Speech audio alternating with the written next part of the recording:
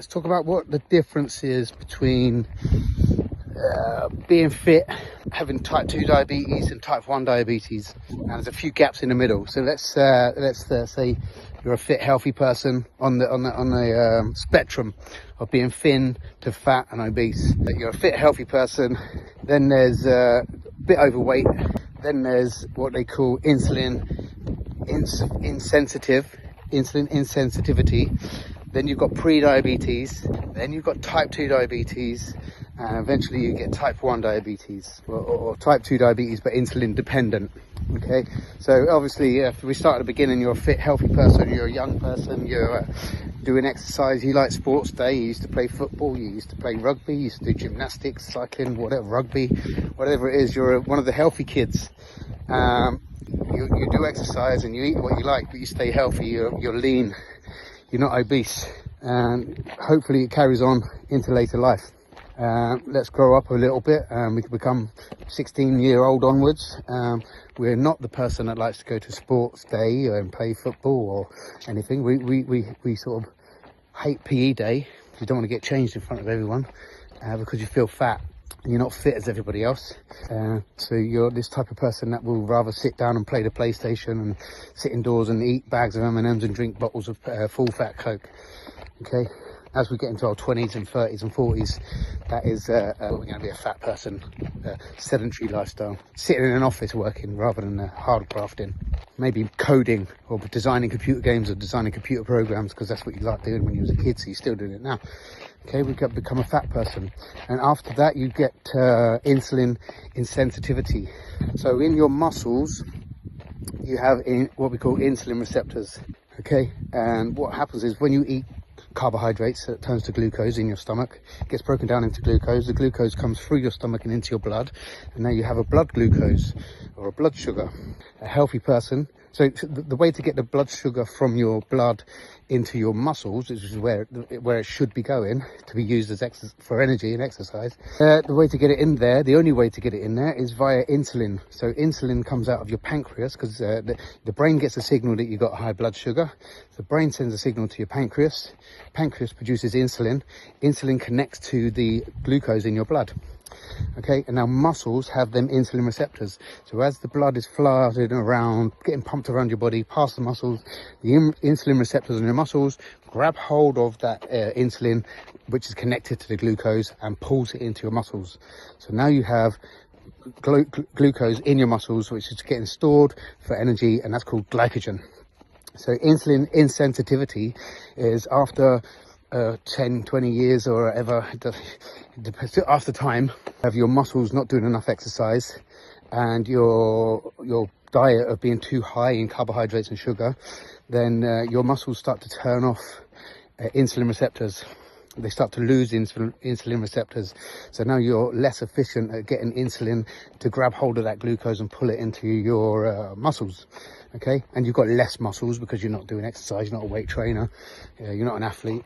So we sit down drinking Coke, eating bread, having Cocoa Pops, croissants and lattes, whatever it is, vanilla caramel latte things. Okay, we're getting a lot of glucose in our blood, but we haven't got the muscles with the insulin receptors on to pull that glucose in. So what happens is your brain keeps sending the signal down to your pancreas to make more and more and more insulin. You make more and more insulin, and so you have a high insulin in your blood, but you still have a high glucose in your blood because the glucose is not going into your muscles. So over time, they do a HbA1c blood test at the doctors, and they can tell you that your blood sugar has been actually too high on a regular basis for the last 3 months, 6 months, year. So that's pre-diabetes at a certain level, pre-diabetes, because your pancreas can still make insulin, so it can still help you.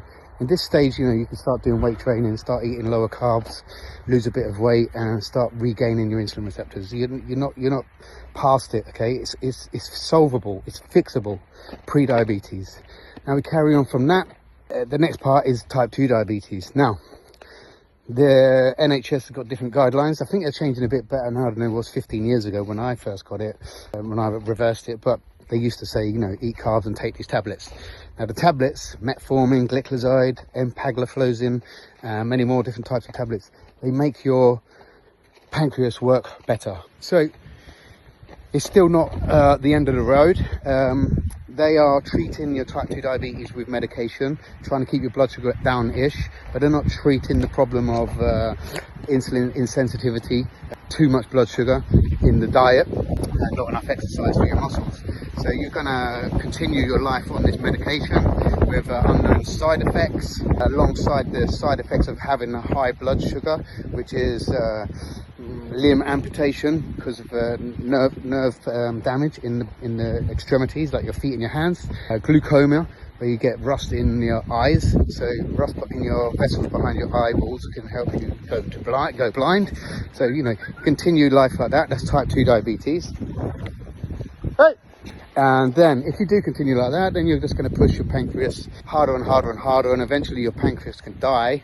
And now what we're looking at is type 1 diabetes, or it's still lifestyle created, but it's insulin dependent, because your pancreas has died and it cannot produce insulin anymore, but you're still eating carbohydrates and you're injecting insulin into your blood to fucking deal with to help you get that glucose out of your blood and put it into the muscles, which you haven't got. As type 1 or insulin dependent, where you have to inject it. You actually finished with the tablets, you carried on doing it, but you killed your pancreas. Now it can't make insulin, but more dangerously, it can't make glucagon, which is the opposite to insulin. Glucagon is created in your pancreas to bring your blood sugar up. So if you do get a low blood sugar, like some natural people do, then your pancreas will make glucagon and your liver will create gluconeogenesis, and then this will bring your glucose back up to a base level where you want to be, so you don't faint and die. Yet type 1 can't produce this, so it's very dangerous. If you get a low blood sugar, you have to have glucose with you, or maybe glucagon. Probably just have glucose with you, but if you have it in your sleep, you're not going to know about it, and that's fatal. So there's the difference between healthy, getting fat, insulin insensitivity, when the muscles have less insulin receptors, so they are not pulling the glucose into the muscles. Type pre-diabetes, so it's a little bit worse before they put you on medication, and then type 2 when they put you on the medication. Yeah, so the type 2 diabetes, after you've been pre-diabetic, they finally give you some medication to make your pancreas work harder. If you get the right advice and you start eating less carbohydrates, eating the right amount of carbohydrates, which turns to glucose, you start doing exercise, weight training specifically to build muscles up. So as you start doing weight training again and starving the muscles of the glucose, your muscles start to regenerate new insulin receptors. Okay, and then you build larger muscles for more capacity to hold glucose or glycogen. So now we can reverse type 2 diabetes, we can reverse pre-diabetes, we can reverse insulin insensitivity. Once you get to type 1, yeah, not much of a cure for that at the moment. When the pancreas has died, it's died. And I'm not talking about the type 1 that is a genetic disorder that people have from a young age. I'm talking about lifestyle caused diabetes. But yeah, that is the big difference in how we can deal with it. So when a personal trainer or an online coach comes on and says all that matters is calories, maybe they've never been overweight, maybe they've never been pre-diabetic, maybe they've never been type 2 diabetic, maybe they've never been overweight with an alcohol problem, overweight with a drug problem, overweight with a stress of life issues that makes them addicted to eating junk food. Maybe they've just always been fit and healthy, the sports guy. Maybe they're on steroids, maybe they're 21, maybe they haven't got a clue. But yeah, a bit more education, and we can see it's not just calories, because some people can have the opposite effect where they can eat and eat and eat, but they can't put on any muscle. Now we're talking about thyroid problems, and we're talking about gut biome problems. It's a lot more nuanced than just calories in, calories out. But we do start there, and it's a good idea to understand the difference.